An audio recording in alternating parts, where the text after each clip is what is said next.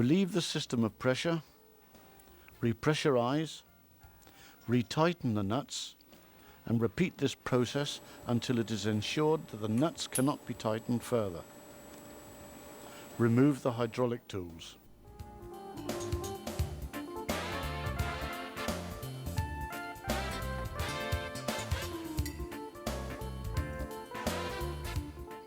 Check that the bearing cap can move easily on the journal.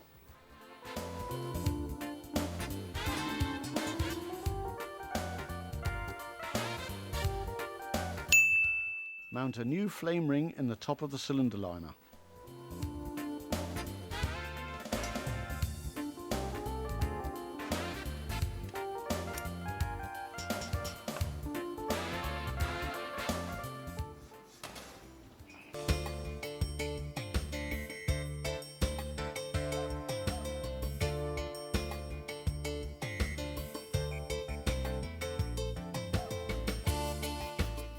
Lubricate new O-rings with oil and mount them in the grooves in the lower part of the cylinder head.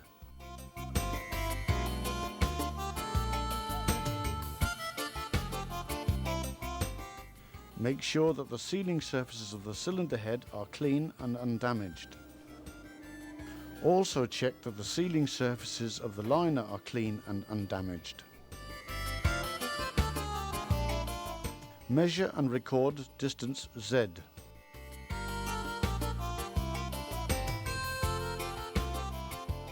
To ensure that the sealing between the cylinder head and the liner is correct, Y minus Z must be more than 0.5 mm.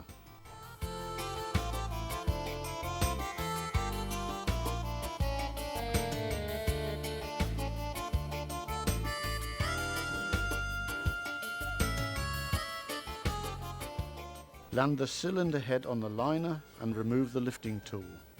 Check all contact faces of the cylinder head and nuts, including threads, and make sure that they are plain and absolutely free of foreign particles. Coat the threads and the contact faces with Monocoat or a similar product and screw the cylinder head nuts onto the studs.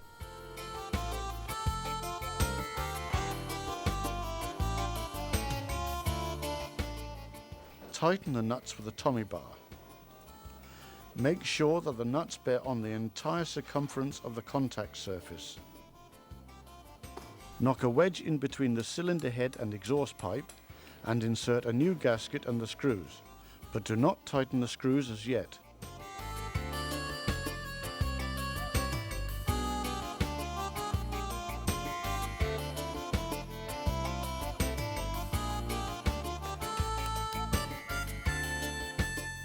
Mount the extension tools, spacers and hydraulic jacks on the cylinder head studs.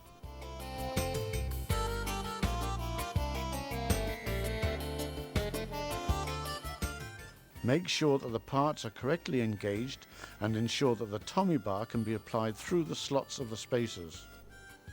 Connect the hydraulic high pressure pump and vent the system if necessary.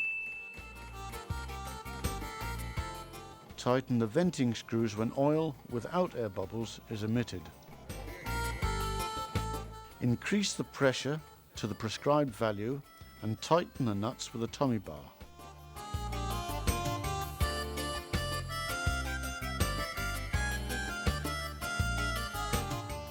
Check with a feeler gauge inserted in the recess of the spacer that the nuts bear against the contact faces.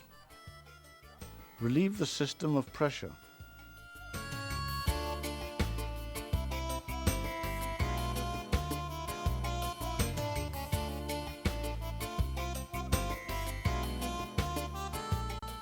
Screw the nuts down so that oil returns to the pump and remove the hydraulic tools.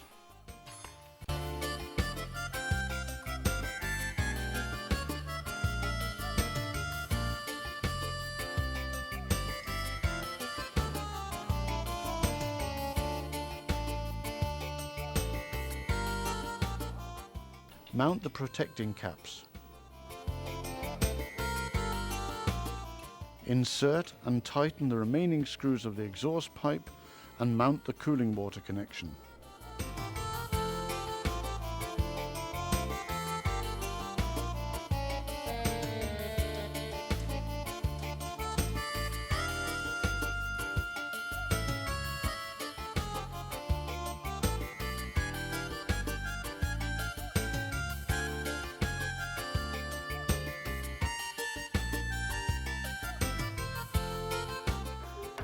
Turn the piston to top dead center and check that the rollers rest on the circular part of the cams, in which position both the inlet and exhaust valves are closed.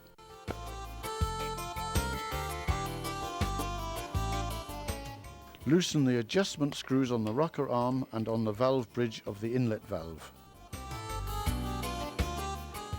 Insert the 0.4mm feeler gauge marked correct between the spindle and valve bridge nearest the rocker arm bracket. Tighten the adjustment screw until the correct clearance has been obtained and then tighten the lock nut. Leave the feeler gauge in position and insert another 0.4mm feeler gauge between the second spindle and valve bridge. Tighten the adjustment screw until the correct clearance has been obtained and tighten the lock nut. Check simultaneously that the clearance is correct at both valve spindles. Finally, make sure that the 0.5mm feeler gauges marked incorrect cannot be inserted between the spindles and bridge.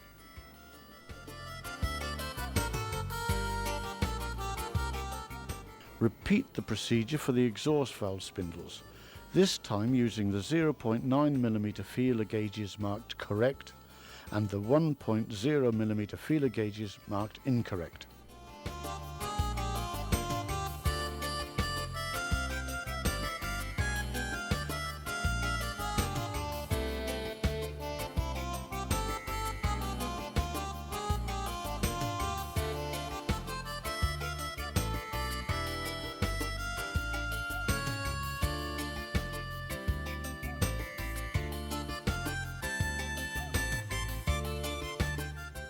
Lubricate the fuel oil high pressure pipe with Monocoat or a similar product.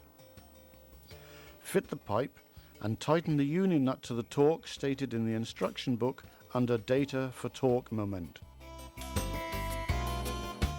Fit the lube oil pipes.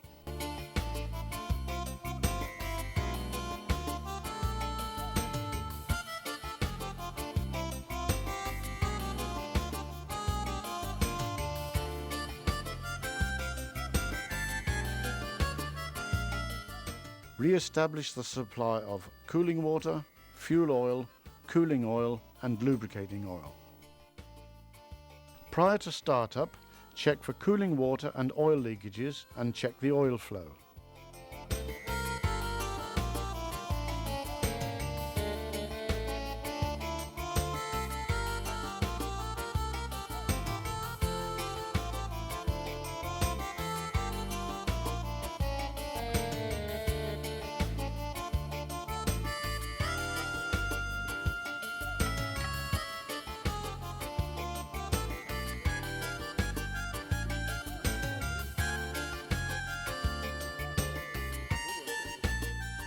After startup, check for leakages and check the oil flow.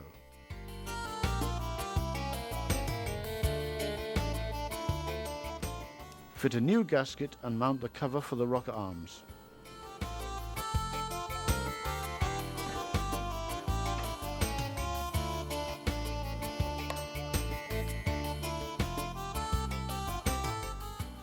Finally, mount the front covers for the fuel pumps.